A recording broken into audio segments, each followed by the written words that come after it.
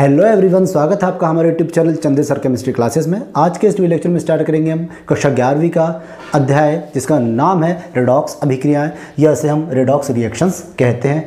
यह जो अध्याय है वह कक्षा 11वीं का फिजिकल केमिस्ट्री का पार्ट है, जिसमें हमको मेनली 3 टॉपिक पढ़ना है। जिसमें पहला जो है वह है आपका ऑक्सीडेशन नंबर, जिसे हम ऑक्सीकरण संख्याएँ कहते हैं, ऑक्सीडेशन नंबर। दूसरा जो हमारा टॉपिक है वह है हमारा रेडॉक्स रिएक्शन और उसके टाइप, रेडॉक्स रिएक्शन और उसके प्रकार। तीसरा हमें पढ़ना है रेडॉक्स अभिक्रियाओं को संतुलित करने के जो नियम हैं हमारे, जो विधियां हैं वो हमें पढ़ना है। रेडॉक्स रिएक्शन बैलेंसिंग मेथड, इसमें 2 प्रकार की विधियां हमें पढ़ना है। जैसे से पहली विधि जो है वो ऑक्सीकरण संख्या विधि है और दूसरी जो विधि है वह है आयन इलेक्ट्रॉन विधि।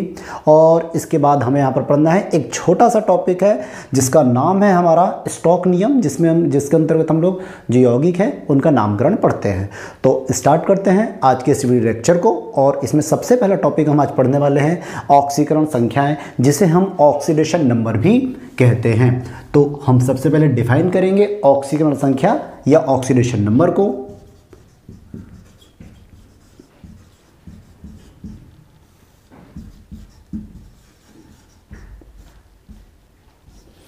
सबसे पहले हम बात करते हैं ऑक्सीकरण संख्या या ऑक्सीडेशन नंबर को। तो किसी भी यौगिक या अणु में उपस्थित किसी तत्व के परमाणु पर जो आवेश की मात्रा होती है या आवेश की संख्या जो होती है उसे हम लोग ऑक्सीकरण संख्याएं कहते हैं। ऑक्सीकरण संख्याएं जो हैं वह धनावेशित भी हो सकती है, ऋणावेशित भी हो सकती है, भिन्नात्मक भी हो सकती है और इसका मान 0 भी हो सकता है। जबकि हम संयोजकता की बात करें तो संयोजकता जो होती है वैलेंसी, किसी भी तत्व के संयोजन की क्षमता जो होती है उसकी संयोजकता कहलाती है। और वैलेंसी जो होती है वो जनरली आपकी पॉजिटिव होती है, जबकि ऑक्सीकरण संख्याएं धनात्मक भी हो सकती हैं, ऋणात्मक भी हो सकती है और उदासीन या 0 भी हो सकती हैं। सबसे पहले हम बात करेंगे जो हमारा आधुनिक आवर्त सारणी है उसमें कुछ तत्व जो कि एक परमाणविक आयन के रूप में पाए जाते हैं, उन पर ऑक्सीकरण संख्या या आवेश की मात्राएं कितनी होती है। तो सबसे पहले हम बात करते हैं आवर्त सारणी में जो समूह नंबर 1 जो है क्षारीय धातुओं वाला जो ग्रुप है, जिसमें hydrogen, lithium, sodium, potassium, rubidium, caesium और फ्रांसियम, ये जितने भी तत्व हैं इनके 72 कोश में जैसे हम बात करें लिथियम की, तो लिथियम का एटॉमिक नंबर परमाणु क्रमांक 3 होता है और ये 2 और 1 इसके 72 कोश में 1 इलेक्ट्रॉन होते हैं। तो यह 7 इलेक्ट्रॉन ग्रहण ना करते हुए ये 1 इलेक्ट्रॉन त्यागना पसंद करेगा, इसलिए 1 इलेक्ट्रॉन त्यागेगा। और जो भी स्पीसीज इलेक्ट्रॉन त्यागते हैं वो धनायन बनाते हैं। चूँकि ये 1 इलेक्ट्रॉन त्यागने वाले हैं इसलिए इन पर जो आवेश होगा वो कितना होगा, +1। और मैंने आपको पहले ही बताया किसी भी तत्व पर उपस्थित आवेश की मात्रा या आवेश की संख्या उसकी ऑक्सीकरण संख्या कहलाती है। यानी कि जो क्षारीय धातुओं वाला जो समूह है उसके तत्व पर जो होगा +1 चार्ज होगा। बात करें हम क्षारीय मृदा धातुओं की, दूसरे समूह की अगर हम बात करते हैं जिसमें beryllium, magnesium, calcium, strontium, barium आते हैं, तो इनकी अगर हम बात करते हैं तो जैसे बेरिलियम की अगर हम बात करें तो बेरिलियम का परमाणु क्रमांक होता है 4, 2 और ये 2 इसके 72 कोश में 2 इलेक्ट्रॉन है। यह 2 इलेक्ट्रॉन त्यागना पसंद करेगा, ना कि 6 इलेक्ट्रॉन ग्रहण करना, इसीलिए ये 2 इलेक्ट्रॉन त्यागेगा। 2 इलेक्ट्रॉन त्यागने की वजह से इस पर जो आवेश होगा वो कितना होगा, +2 होगा। हम बात करते हैं पी ब्लॉक के तत्वों में समूह नंबर 13 की। समूह नंबर 13 में जो है आपका बोरॉन, एल्यूमिनियम, गैलियम, इंडियम और थैलियम जैसे तत्व उपस्थित हैं। इनके 72 कोश की अगर हम बात करें, जैसे बोरॉन का परमाणु क्रमांक 5 होता है, पहले कोश में 2 इलेक्ट्रॉन और दूसरे कोश में 3 इलेक्ट्रॉन है। यह 3 इलेक्ट्रॉन त्यागना पसंद करेगा, ना कि 5 इलेक्ट्रॉन ग्रहण करना। अगर ये 5 इलेक्ट्रॉन ग्रहण करता है तो -5 बनाता है, लेकिन 5 इलेक्ट्रॉन ग्रहण करना ईजी है या 3 इलेक्ट्रॉन त्यागना आसान है, तो 3 इलेक्ट्रॉन त्यागना आसान है। चूँकि इलेक्ट्रॉन त्यागेंगे इसलिए इन पर जो आवेश होगा वो कितना होगा, 3, यानी इन पर जो ऑक्सीकरण संख्याएँ होंगी वो कितनी होंगी, 3 होंगी। अब हम बात करते हैं समूह नंबर 16 की। तो 16 में जो आपका ऑक्सीजन, सल्फर, सेलेनियम, अगर हम इनकी बात करते हैं तो इन पर जो होगा -2 ऑक्सीकरण संख्याएं होती हैं। उसका कारण यह है कि जो ऑक्सीजन है हमारा, ऑक्सीजन का परमाणु क्रमांक होता है 8 और इसके बाहतम कोश में जो इलेक्ट्रॉनों की संख्या होगी कितनी होगी 6। यह 6 इलेक्ट्रॉन त्यागना पसंद करेगा या 2 इलेक्ट्रॉन ग्रहण करना पसंद करेगा। तो आसान सी बात है, 2 इलेक्ट्रॉन ग्रहण करना पसंद करेगा। और ऐसी स्पीसीज जो इलेक्ट्रॉन ग्रहण करती है वो ऋणावेश बनाती हैं। चूंकि 2 इलेक्ट्रॉन ग्रहण करेगा इसलिए इस पर कौन सा आवेश होगा, -2। हम बात करते हैं हैलोजन की, तो हैलोजन के जो तत्व होते हैं उन पर -1 चार्ज होता है। जैसे फ्लोरीन, क्लोरीन, ब्रोमीन और आयोडीन की अगर हम बात करते हैं तो जैसे फ्लोरीन का परमाणु क्रमांक 9 होता है, इनके बाहतम कोश में 7 इलेक्ट्रॉन होते हैं। ये 1 इलेक्ट्रॉन ग्रहण करना पसंद करेगा, ना कि 7 इलेक्ट्रॉन त्यागना। चूंकि 1 इलेक्ट्रॉन ग्रहण करेगा तो माइनस बनाएगा। चूंकि 1 इलेक्ट्रॉन ग्रहण कर रहा है इसलिए -1। तो इस प्रकार हम ये देख रहे हैं कि जितने भी मोनो एटॉमिक एक परमाणु जो स्पीसीज हैं उनमें आवेश की मात्रा या ऑक्सीजन संख्याएं कितनी है। जो आपका समूह नंबर 1 है, ग्रुप नंबर फर्स्ट, इनके जो तत्व हैं इन पर +1 आवेश।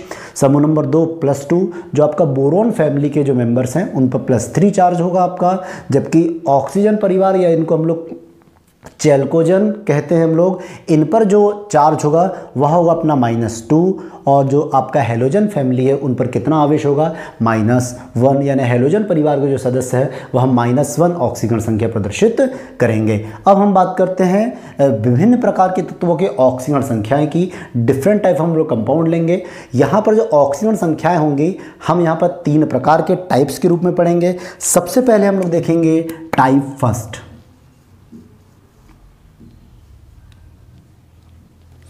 टाइप फर्स्ट की अगर हम बात करते हैं तो टाइप फर्स्ट में हम ऐसे एलिमेंट, ऐसे कंपाउंड्स जो हैं उनके ऑक्सीजन संख्याएं निकालेंगे जिनके ऑक्सीजन संख्याएं या पूर्ण संख्याओं में होंगे।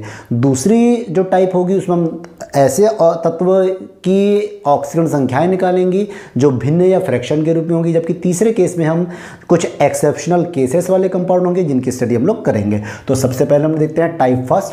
टाइप फर्स्ट में हम लोग देखते हैं डिफरेंट टाइप ऑफ कंपाउंड। जैसे कि पहला जो कंपाउंड है हम देखेंगे क्या, H2SO4, H2SO4।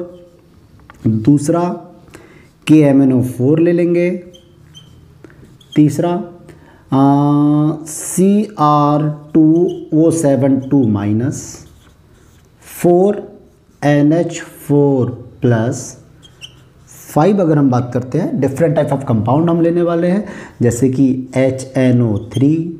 6 की बात करते हैं हम लोग तो S2O3 ले लेंगे। हम इतने सॉल्व करते हैं, उसके बाद हम लोग और भी दूसरे क्वेश्चन हम लोग क्या करेंगे, सॉल्व करेंगे। तो देखते हैं सबसे पहला जो है अपना क्या है, सल्फ्यूरिक एसिड। तो सल्फ्यूरिक एसिड में हमें किसकी निकालना है, सल्फर की निकालना है। तो हम जिसकी हमें निकालना है उसको हम लोग क्या मान लेंगे, X। अब हम सभी को पता है हाइड्रोजन जो है उस पर कितना चार्ज होता है, +1। 2 हाइड्रोजन है तो क्या हो जाएगा आपका +2। ऑक्सीजन इस पे -2 चार्ज होता है, इसलिए टोटल 4 ऑक्सीजन है तो 4 दूनी 8, बिकॉज -2 चार्ज कैरी कर रहा है इसलिए -8 = यहाँ पर 0। सो हम देखेंगे x = ये साइड चेंज करेगा तो माइनस से हो जाएगा प्लस, ये प्लस से हो जाएगा माइनस। इस प्रकार इसकी जो ऑक्सीजन संख्या होगी सल्फर की यहाँ पर कितनी होगी, +6 होगी। अब हम बात करते हैं दूसरा जो हमारा कंपाउंड है उसमें मैग्नीज की हमें निकालना है।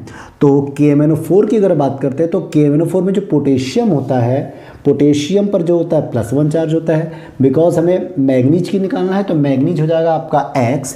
ऑक्सीजन पे -2 चार्ज होता है जैसा कि हमने भी यहाँ पर देखा था। टोटल 4 ऑक्सीजन है इसलिए 4 और -2 है तो -8 = 0। सो x = साइड चेंज करेंगे तो माइनस बन जाएगा आपका प्लस और प्लस बन जाएगा आपका माइनस। तो यहाँ पर जो ऑक्सीजन संख्या आएगी वो कितनी आएगी, +7। यानी जो पोटेशियम पर मैग्नेट है आपका उसमें जो सेंट्रल एटम है आपका मैग्नीज उस पर जो है +7 ऑक्सीजन संख्या है। अब हम बात करते हैं डाइक्रोमेट आयन की। डाइक्रोमेट आयन पर मुझे क्रोमियम की ऑक्सीजन संख्या निकालना है। तो अगर मैं क्रोमियम की ऑक्सीजन संख्या निकालना चाहता हूं, मैं एक बार नोट कर लेता हूं, Cr2O72-। तो Cr2O72- मुझे निकालना है क्रोमियम की। यहाँ पर चूंकि 2 क्रोमियम है इसलिए यहाँ पर मैं क्या लिखूंगा, 2x। ऑक्सीजन पर हमें पता है -2 चार्ज होता है।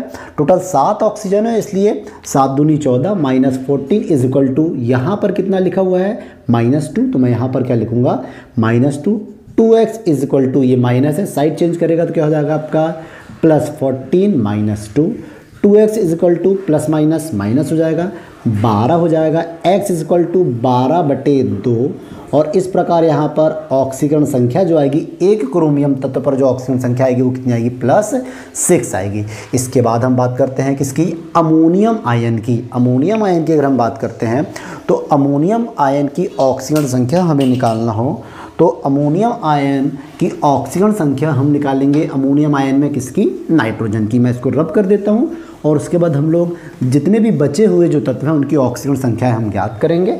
जैसे कि हम बात कर रहे हैं यहाँ पर किसकी, अमोनियम आयन की। अमोनियम आयन में मुझे निकालना है किसकी, नाइट्रोजन की।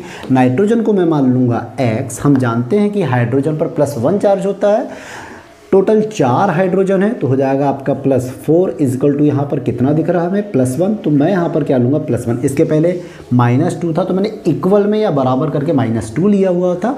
तो इस प्रकार हम यहाँ पर देखते हैं x इज इक्वल टू, ये प्लस को मैं एज इट इज ही रहने दे रहा हूँ, ये प्लस साइड चेंज करेगा तो हो जाएगा आपका माइनस, और आपकी ऑक्सीकरण संख्या आ जाएगी आपके यहाँ पर -3। मैंने आपको पहले ही कहा था कि जो ऑक्सीकरण संख्या जो होती है वो पॉजिटिव में भी हो सकती है और नेगेटिव में भी हो सकती है। अब हम बात करते हैं नेक्स्ट कंपाउंड की, जैसे कि हम नाइट्रिक एसिड की बात करते हैं। नाइट्रिक एसिड में मुझे नाइट्रोजन की ऑक्सीकरण संख्या निकालना है।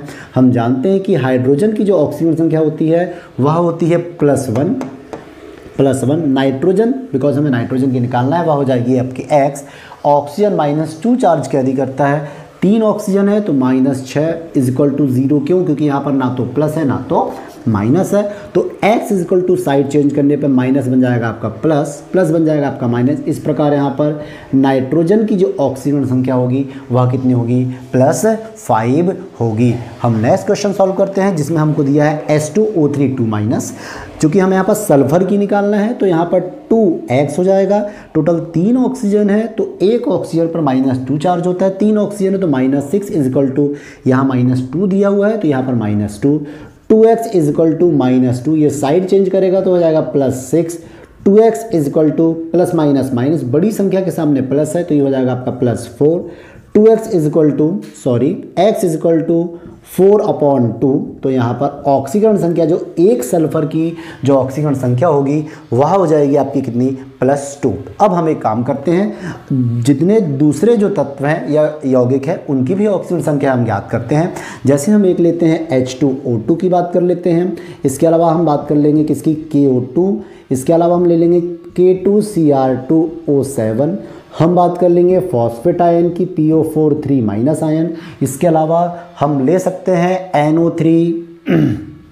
NO3 माइनस आयन की। तो इतने तत्वों की हम ऑक्सीकरण संख्या पहले ज्ञात कर लेते हैं। हमें पहला जो हाइड्रोजन परऑक्साइड दिया गया है, हाइड्रोजन परऑक्साइड जो मुझे दिया गया है, मुझे हाइड्रोजन परऑक्साइड में निकालना किसकी है, ऑक्सीजन की। किसकी निकालना है, ऑक्सीजन की। जो हाइड्रोजन परऑक्साइड है ये फार्मेसी में भी ये मिलता है आपका। इसमें हाइड्रोजन परऑक्साइड को पर हाइड्रोल के नाम से भी जाना जाता है, पर हाइड्रोल के नाम से ये फार्मेसी में बिकता है। यहाँ पर हमें ऑक्सीजन की निकालना है तो यहाँ पर टोटल जो ऑक्सीजन है वो आपके 2 है तो हो जाएगा आपका 2x। चूँकि यहाँ पर 2 हाइड्रोजन है, हम जानते हैं एक हाइड्रोजन पर +1 चार्ज होता है, 2 हाइड्रोजन है तो ये हो जाएगा +2 is equal to 0। So 2x is equal to, ये प्लस ये साइड चेंज करेगा तो -2 हो जाएगा, x इज इक्वल टू -2, ये इनटू में इधर आएगा डिवाइड में तो यहाँ पर हो जाएगा आपका क्या, -1, बिकॉज यहाँ ऑक्सीजन पर -1 चार्ज है। सामान्यतः जो ऑक्सीजन होता है उस पर -2 चार्ज होता है, लेकिन यदि ऑक्सीजन पर -1 चार्ज हो तो उसे हम लोग परऑक्साइड के नाम से जानते हैं, परऑक्साइड के नाम से। यदि एक एटॉमिक ऑक्सीजन पर -1/2 चार्ज हो तो इसे हम लोग सुपर ऑक्साइड कहते हैं, सुपर ऑक्साइड के नाम से जानते हैं। चूँकि यहाँ पर एक परमाणविक ऑक्सीजन पे -1 चार्ज है, -1 चार्ज है, इसलिए यहाँ हो जाएगा आपका परऑक्साइड। हम बात करते हैं दूसरे कंपाउंड की, KO2, इसमें मुझे निकालना है ऑक्सीजन की। इसे पोटेशियम सुपर ऑक्साइड बोलते हैं क्योंकि यहाँ जो ऑक्सीजन तत्व है उसमें -1/2 चार्ज आने वाला। हम चेक करते हैं, हम सभी को पता है कि पोटेशियम जो है उस पर +1 आवेश होता है, और चूँकि यहाँ पर हमें ऑक्सीजन की निकालना है और ऑक्सीजन के तत्वों की संख्या 2 है तो ये हो जाएगा आपका +2x is equal to 0। So 2x is equal to, ये साइड चेंज करेगा तो हो जाएगा -1 और x इजिकल टू -1/2। चूँकि यहाँ पर जो ऑक्सीजन है आपका, एक ऑक्सीजन पे -1/2 चार्ज है, इसीलिए इसे हम परऑक्साइड कहते हैं। इसका नाम जो सुपर ऑक्साइड कहते हैं, इसका जो नाम है वह है पोटेशियम सुपर ऑक्साइड। यह बहुत ही अच्छा कंपाउंड है जो ऑक्सीजन अवेलेबल कराता है, इसलिए पोटेशियम सुपर ऑक्साइड का जो यूज़ है वो आईसीयू में यानी इंटेंसिव केयर यूनिट में ऑक्सीजन अवेलेबिलिटी के लिए किया जाता है। अगला तत्व हम देखते हैं, अगला यौगिक जो हम लोग देखते हैं K2Cr2O7। K2Cr2O7 मुझे यहाँ पर निकालना है किसकी? क्रोमियम की। चूँकि क्रोमियम की संख्या 2 है तो इसलिए यहाँ पर हो जाएगा 2x। 2 पोटेशियम है, एक पोटेशियम पे +1 चार्ज होता है, 2 पोटेशियम है तो +2। ऑक्सीजन -2 चार्ज कैरी करता है, टोटल 7 ऑक्सीजन है तो -14 इजिकल टू 0।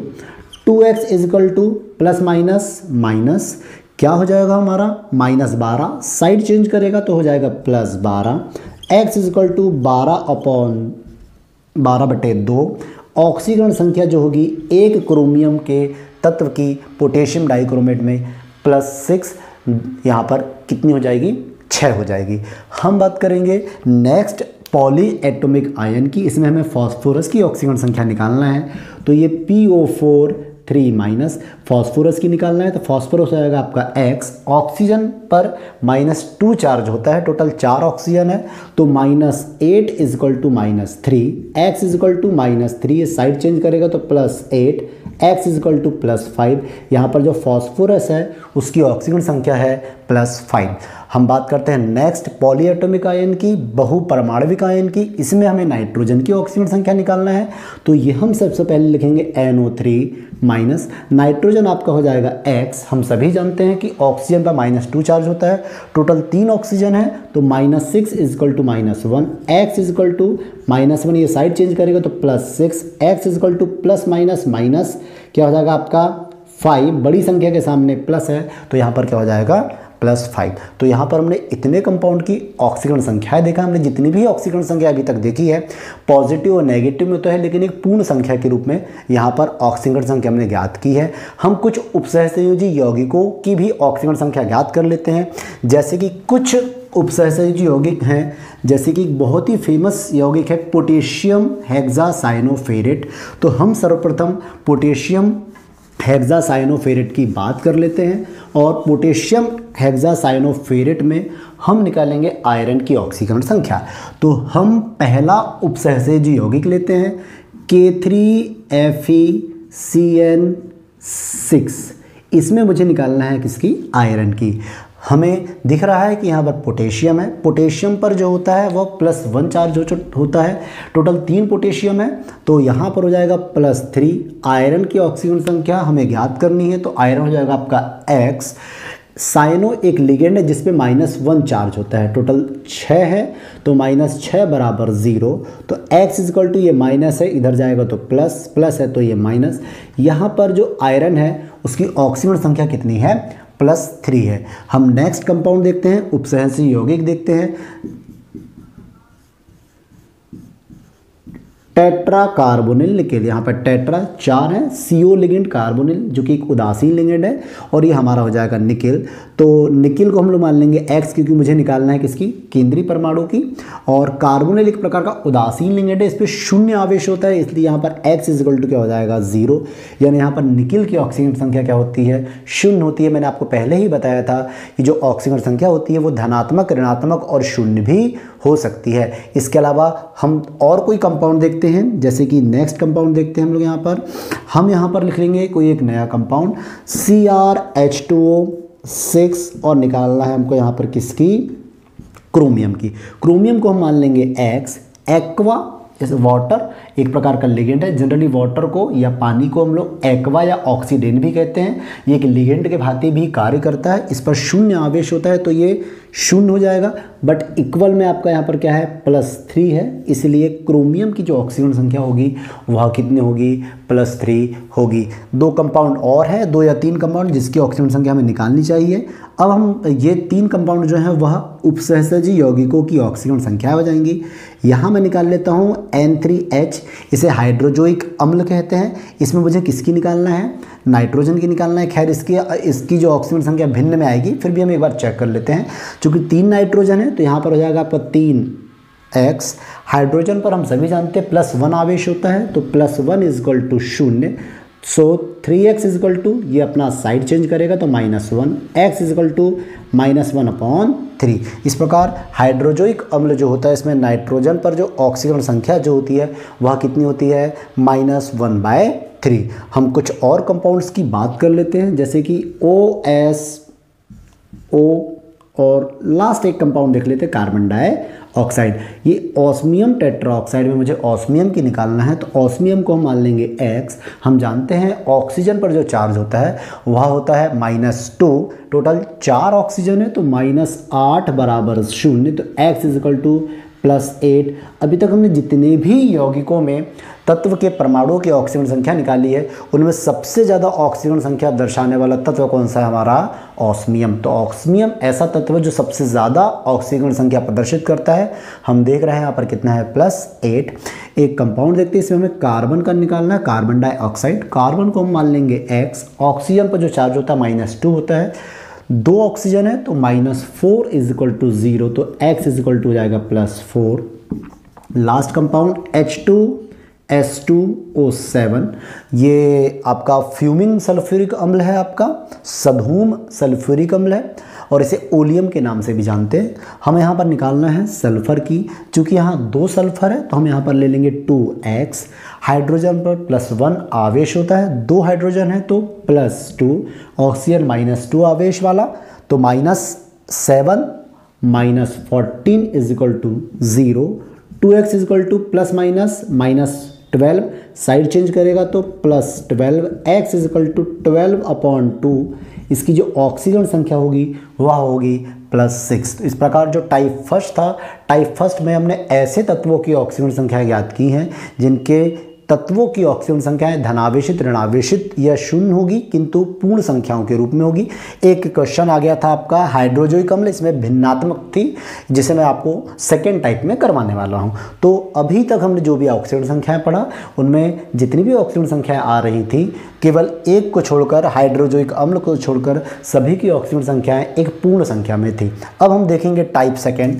टाइप सेकेंड में हमें उन यौगिकों या ऐसी ऑक्सीजन संख्या मिलने वाली हैं जिनमें केंद्रीय परमाणु के जो तत्वों के परमाणु हैं उनकी ऑक्सीजन संख्याएं भिन्न में आने वाली हैं। तो देखते हैं अब टाइप सेकेंड के एग्जाम्पल देखते हैं। टाइप सेकेंड का पहला एग्जाम्पल तो N3H जो हम पढ़ चुके हैं, हाइड्रोजोइक अम्ल हो जाएगा। इसके अलावा हम देखेंगे Br3O8, C3O2, इसे हम लोग कार्बन सब ऑक्साइड भी कहते हैं। इसके अलावा अगर हम देखेंगे तो Fe0.94O4।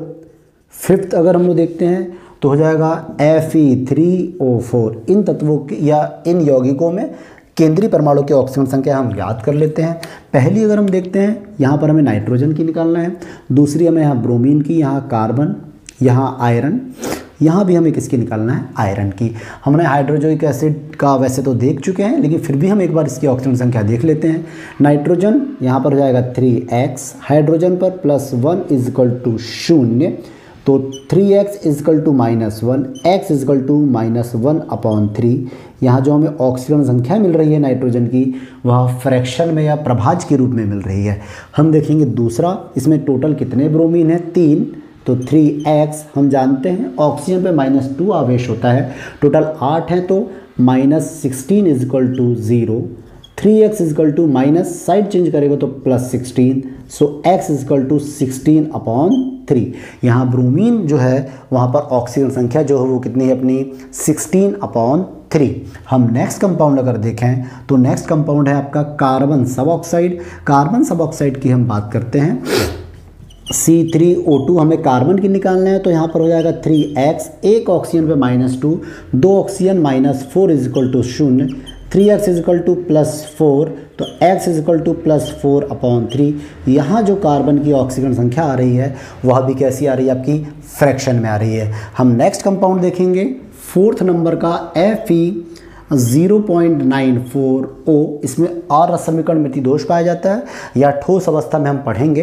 तो हमें यहाँ पर निकालना है आयरन की, तो आयरन जो है वो आपका X हो जाएगा, क्योंकि आयरन की संख्या 0.94 है, तो ये हो जाएगा आपका 0.94X प्लस एक ऑक्सीजन पर आपका -2 चार्ज होगा, तो वो plus -2 is equal to 0। So 0.94X ये साइड चेंज करेगा तो ये माइनस से हो जाएगा plus. So X is equal to +2 upon 0.94। हम यहाँ पर इसको डिवाइड करेंगे, तो डिवाइड करने पर आ जाएगा हमारा 2.12। तो इस प्रकार यहाँ पर आयरन की जो ऑक्सीजन संख्या है वह आपकी 2.12। जब ये सॉलिड स्टेट का क्वेश्चन बनता है तो आपको ये पूछा जाता है कि आयरन पर ऑक्सीजन संख्या यहाँ पर कितने प्रकार की हैं, तो 2 प्रकार की आयरन यहाँ ऑक्सीजन संख्याएं प्रदर्शित करता है। एक करता है Fe2+ के रूप में और एक करता है आपका Fe3+ के रूप में। अब हम निकालेंगे नेक्स्ट जो आपका एलिमेंट है, सॉरी कंपाउंड है, उसमें ऑक्सीजन संख्याएँ है हमारा यहाँ पर Fe3O4। यहाँ पर टोटल आयरन की हमें निकालना है। आयरन की संख्या यहाँ पर 3 है, तो ये 3x, टोटल 4 ऑक्सीजन है। तो हम देखेंगे एक ऑक्सीजन पे -2 चार्ज होता है, तो -8 is equal to 0। 3x is equal to minus है, साइड चेंज करेगा तो +8, x इज इक्वल टू हो जाएगा +8 अपॉन 3। तो इस प्रकार हमने जो टाइप सेकेंड है उसमें ऐसे यौगिकों के सेंट्रल एटम या केंद्रीय परमाणु की ऑक्सीजन संख्याएँ निकाली हैं जिनकी ऑक्सीजन संख्या किसके रूप में है, फ्रैक्शन या प्रभाज्य के रूप में है। अब हम देखेंगे टाइप थर्ड, और टाइप थर्ड में हम एक्सेप्शनल केस वाले कुछ तत्वों की ऑक्सीजन संख्याएं ज्ञात करेंगे। जैसे कि पहला हम देखते हैं, पहला जो कंपाउंड है वह होगा आपका HSO5, है ना। इसे हम लोग कैरो अम्ल के नाम से भी जानते हैं, कैरो अम्ल के नाम से भी जानते हैं।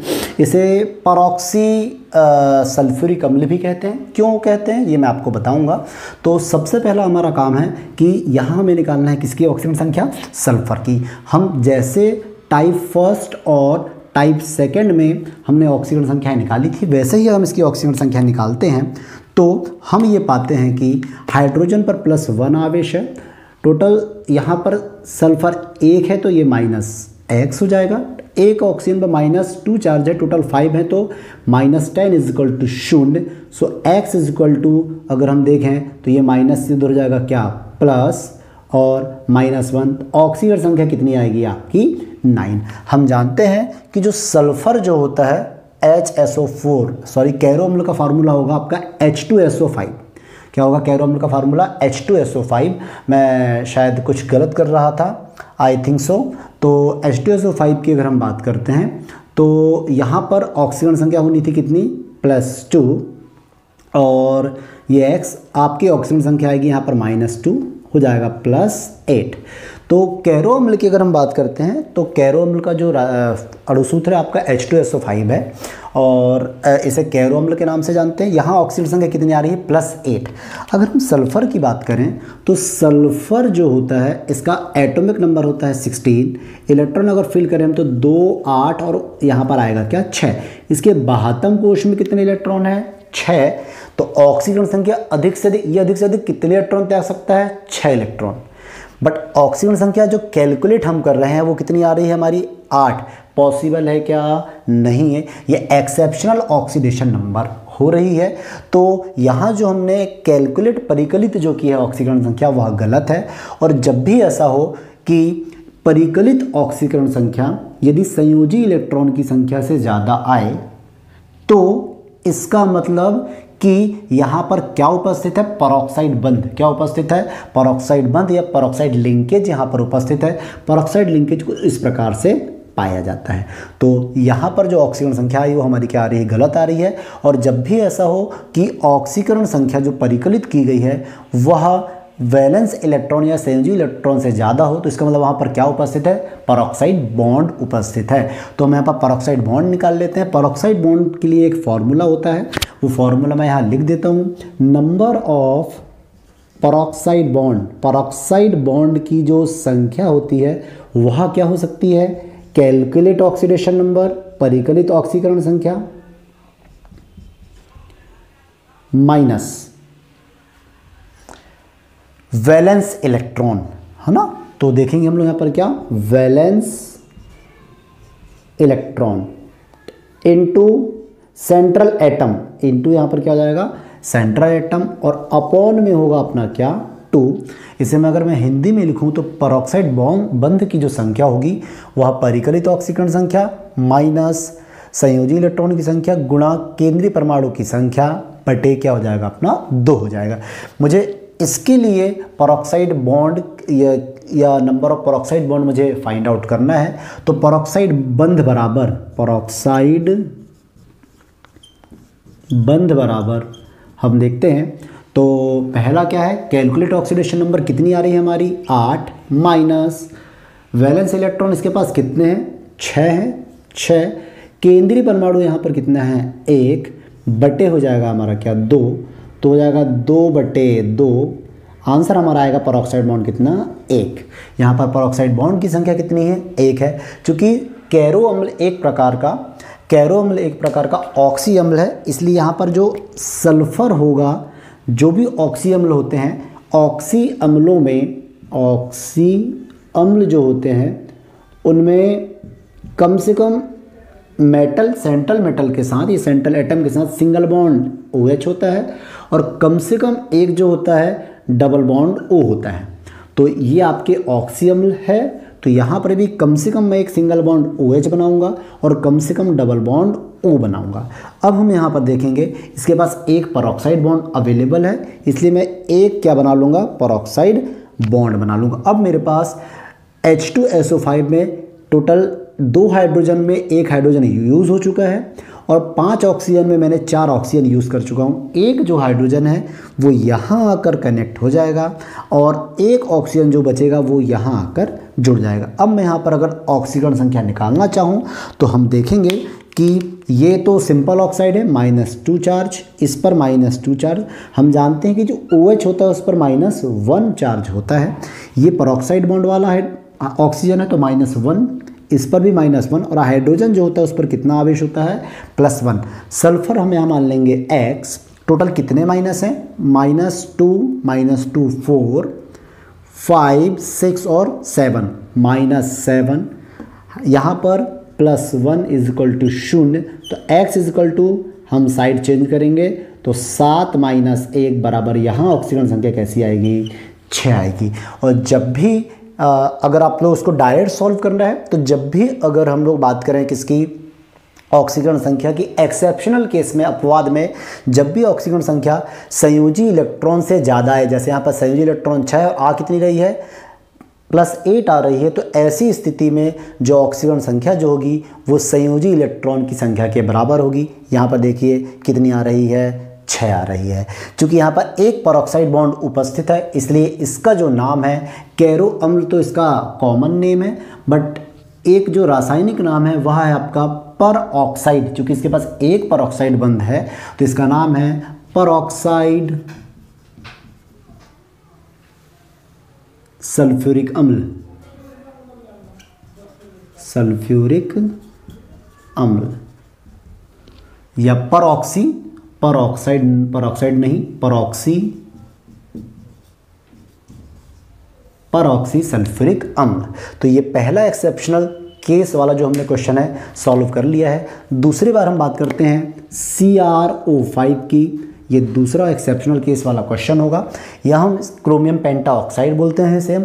यहाँ हमें अगर क्रोमियम की निकालना है तो क्रोमियम हो जाएगा हमारा X। ऑक्सीजन पर जो आवेश होता है वह -2 होता है, 5 है तो -10 = 0।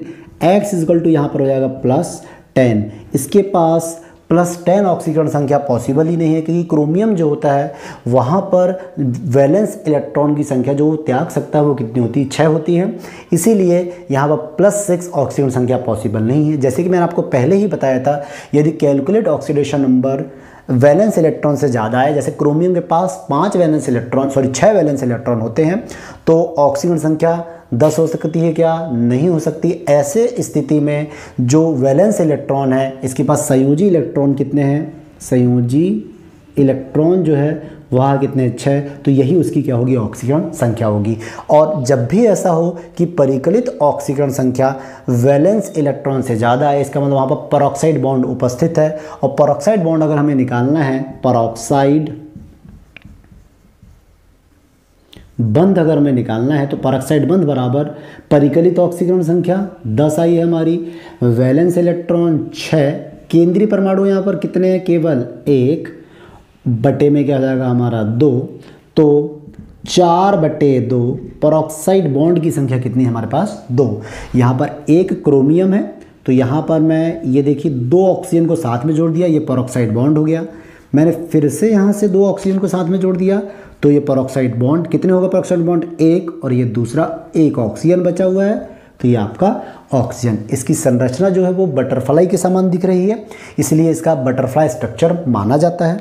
हम निकालते हैं ऑक्सीकरण संख्या को, तो ये सिंपल ऑक्सीजन है, तो ये -2, परऑक्साइड ऑक्सीजन पर -1 आवेश होता है, तो इस प्रकार chromium X -2, 3, 4, 5 and 6, -6 is equal to 0, so X is equal to +6। मैंने आपको पहले ही कहा था, जब भी वैलेंस इलेक्ट्रॉन से ज़्यादा ऑक्सीकरण संख्या आए, तो ऑक्सीकरण संख्या जो होगी वह वैलेंस इलेक्ट्रॉन या संयोजी इलेक्ट्रॉन के बराबर होगी।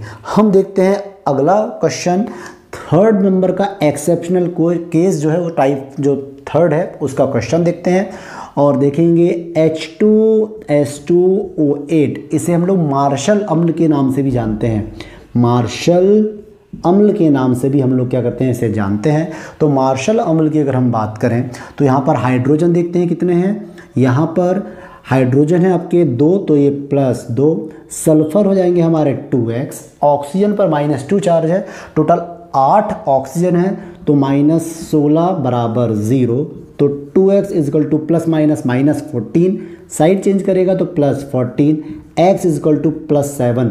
पॉसिबल है क्या, पॉसिबल नहीं है। उसका कारण यह है कि जो केंद्रीय परमाणु यहाँ पर सल्फर है, इसके पास संयोजी इलेक्ट्रॉन जो होते हैं वह होते हैं कितने, संयोजी इलेक्ट्रॉन बराबर होते हैं 6। जब संयोजी इलेक्ट्रॉन 6 है, तो क्या वैलेंस इलेक्ट्रॉन जो है, सॉरी ऑक्सीकरण संख्या जो है वह 7 हो सकती है क्या, नहीं हो सकती। और जब भी परिकलित ऑक्सीकरण संख्या संयोजी इलेक्ट्रॉन से ज़्यादा आए, तो इसका मतलब ऑक्सीकरण संख्या किसके बराबर होगी, संयोजी इलेक्ट्रॉन की संख्या के बराबर। और इस यौगिक में क्या उपस्थित है, परऑक्साइड बंध। तो हम यहाँ पर परऑक्साइड बंध निकालते हैं, तो परऑक्साइड बंध Pb लिख रहा हूँ मैं इस बार, परऑक्साइड बंध बराबर कैलकुलेट ऑक्सीडेशन नंबर कितनी आ रही है हमारी परिकलित 7 माइनस वैलेंस इलेक्ट्रॉन सल्फर के पास कितने होते हैं 6/2, और केंद्रीय परमाणु की संख्या है, मैं यहाँ पर देखेंगे केंद्रीय परमाणु कितने यहाँ पर 2, तो यहाँ पर केंद्रीय परमाणु हो जाएगा कितना 2 से 2 हो जाएगा कैंसल,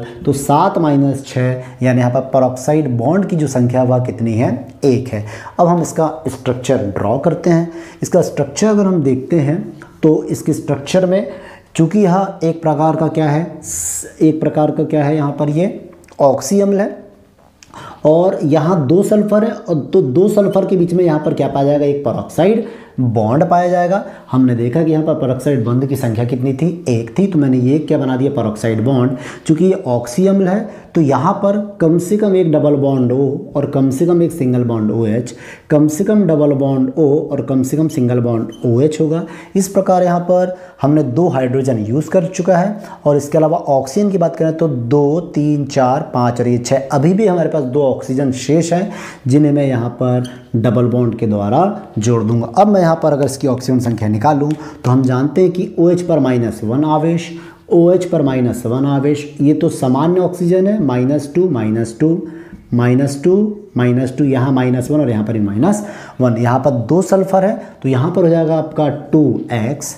यहाँ पर टोटल माइनस कितने हैं, 1, 3, 5, 6, 7, 2 9 और 1 10 और ये 2 12, -12 बराबर 0, तो 2x बराबर माइनस, साइड चेंज करूँगा तो प्लस हो जाएगा, 2x is equal to 12, so x is equal to यहाँ पर क्या हो जाएगा +6। तो इस प्रकार जो मार्शल अम्ल जो है आपका, उसमें जो आपका है ऑक्सीकरण संख्या कितनी है +6 है। इसे हम लोग परऑक्सी डाइसल्फ्यूरिक अम्ल, 2 सल्फर है यहाँ पर और परऑक्साइड बॉन्ड भी है, इसलिए इसे हम लोग परऑक्सी डाइसल्फ्यूरिक अम्ल के नाम से भी जानते हैं और इसका जो सामान्य नाम है वह क्या है हमारा मार्शल अम्ल।